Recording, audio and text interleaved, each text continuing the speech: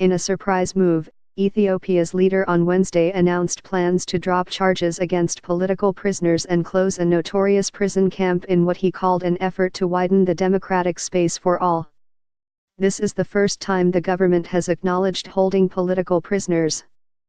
Prime Minister Haile Mariam Desalegne's comments came after anti-government protests engulfed much of the restive Oromia and Amhara regions in recent months, bringing many businesses, universities, and transport networks to a standstill.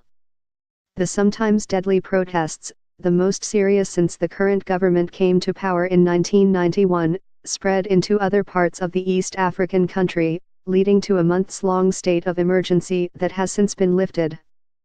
Political prisoners that are facing prosecutions and are already under arrest will be released, Haile Mariam said. And the notorious prison cell that was traditionally called Maklai will be closed down and turned into a museum.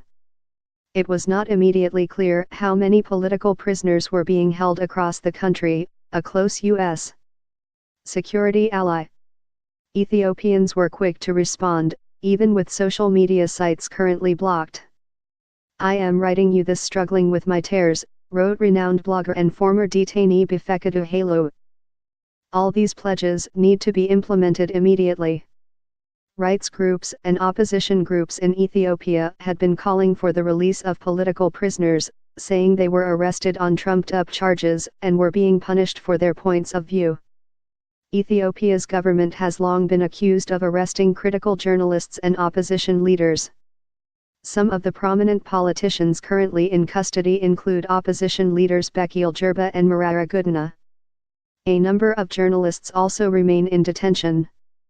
Potentially big news, Human Rights Watch researcher Felix Horn said on Twitter after the announcement, as some observers waited to see the government's next move. The protests demanding wider freedoms began in late 2015 and led to hundreds of reported deaths and tens of thousands of arrests while disrupting one of Africa's fastest-growing economies. The crackdown on the political opposition saw mass arbitrary arrests, torture and other ill treatment, unfair trials and violations of the rights to freedom of expression and association, rights group Amnesty International has said.